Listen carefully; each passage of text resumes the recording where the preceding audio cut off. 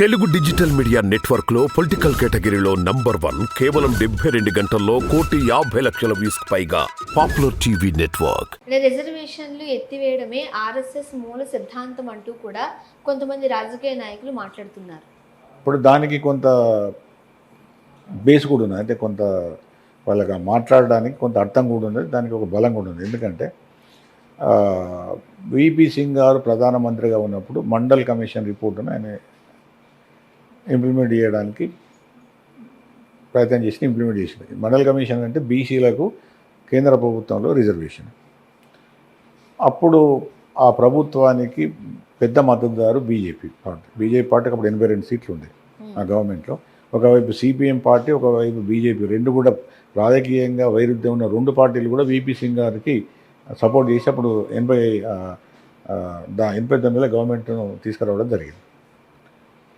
అయితే ఆ గవర్నమెంట్ ఒక 1 ఇయరే ఉన్నది, ఎక్కువ ఉన్నది. అయితే దాని కారణం ఏంటంటే మండల్ కమిషన్ రిపోర్ట్ ఎప్పుడైతే విపి సింగ్ గారు అమలు చేస్తామన్న తక్షణమే బీజేపీ పార్టీ వాళ్ళ మద్దతును ఉపసంహరించుకోవడంతో విపి సింగ్ గవర్నమెంట్ పడిపోవడం జరిగింది.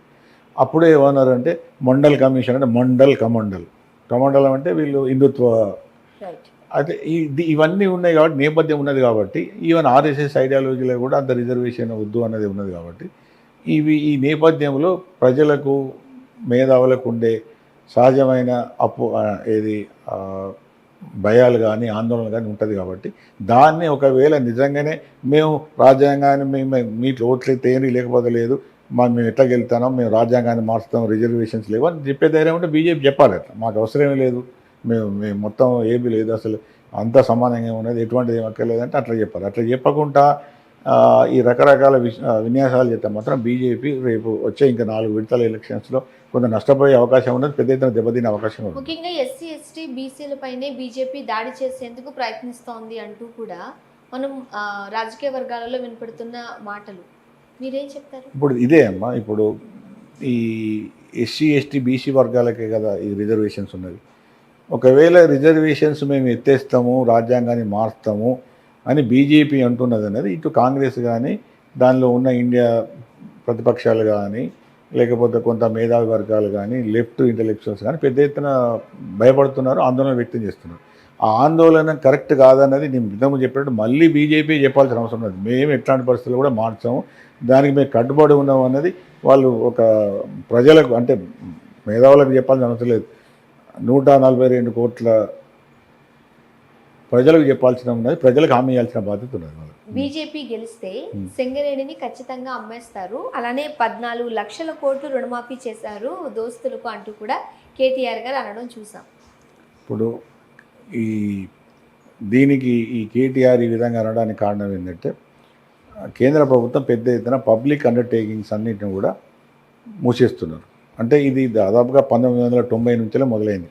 ఈ ఆర్థిక సంస్కరణలు ఎప్పుడైతే రావడం జరిగిందో ఆర్థిక విధానాలలో సమూలమైన మార్పులు వచ్చినాయి. అంతకుముందు పబ్లిక్ సెక్టరు, పబ్లిక్ రంగం, ప్రైవేట్ రంగము, మళ్ళీ రెండు వర్గాలకు సంబంధించి ఇవి రకరకాలుగా ఉంది.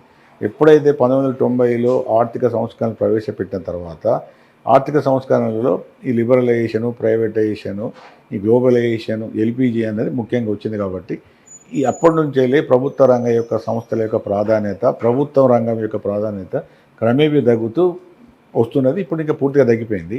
ఇప్పుడు అంతా కూడా ప్రైవేట్ సెక్టరే మేజర్గా, ఇండస్ట్రియల్ డెవలప్మెంట్ కానీ మిగతా అంశాలు ప్రైవేట్ సెక్టరే చూస్తున్నది. కాబట్టి ఇప్పుడు కేటీఆర్ కానీ, అంతకుముందు బీఆర్ఎస్ ప్రభుత్వంలో ఉన్నవాళ్ళు కానీ బీజేపీ వస్తే సింగరేణిని ప్రైవేట్ పరం చేస్తారు అన్నది చెప్పుకుంటూ వస్తున్నారు. ఒకవేళ సింగరేణి కాదు, బీజేపీ ఒకవేళ గెలిస్తే పబ్లిక్ అండర్టేకింగ్స్ ఏ విధమవుతాయి, వాళ్ళు ఇస్తారా తీసిస్తారా దాని మీద అడగాలి, కానీ ఒక సింగరేణి కాదు, మిగతా పబ్లిక్ అండర్టేకింగ్స్ బాగున్నాయి.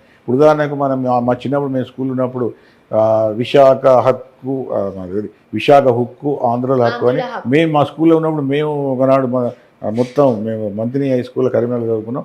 మేము ఒకనాడు మొత్తం ప్రెసిడెంట్ చేసినాం, ఏది విశాఖ హక్కు, విశాఖ హక్కు, ఆంధ్రుల హక్కు అంటే అప్పుడు పబ్లిక్ అండర్టేకింగ్స్ ఆ విధంగా ఉండే. అటువంటి విశాఖ హక్కును ఇవాళ దాదాపు ప్రైవేట్ చేశారు. అక్కడ ఉన్న రాష్ట్ర ప్రభుత్వం కూడా దాన్ని అడ్డుకోలేకపోయింది. అంటే ఇప్పుడు ఏమవుతున్నదంటే ఆర్థికపరమైన విధానాలలో ప్రైవేట్ పరం దేశం మొత్తం అంతర్జాతీయంగా కూడా ప్రైవేటైజేషన్ జరుగుతున్నది. ఈవెన్ చైనా అటువంటి దేశంలో కూడా పబ్లిక్ సెక్టర్ అండర్టేకింగ్స్ తగ్గిపోయి ప్రైవేట్ సెక్టర్ అయిపోతున్నది. కాబట్టి ఆ భాగంగా ఒకవేళ ఏమైనా మార్పులు జరిగితే ఒక సింగరేణికే జరగదు, చాలా పబ్లిక్ అండర్టేకింగ్స్లో కూడా ఇదే జరుగుతుంది. ఇప్పుడు లెఫ్ట్ ఆర్గనైజేషన్స్ కానీ లేకపోతే మేధావులు కూడా భయపడే అంశాలలో బీజేపీ గెలిస్తే పబ్లిక్ అండర్టేకింగ్స్ అంటే ప్రభుత్వ రంగ సంస్థలన్నీ కూడా ప్రైవేట్ అయ్యే ప్రమాదం ఉన్నదని కూడా భయపడుతున్నారు. రైట్.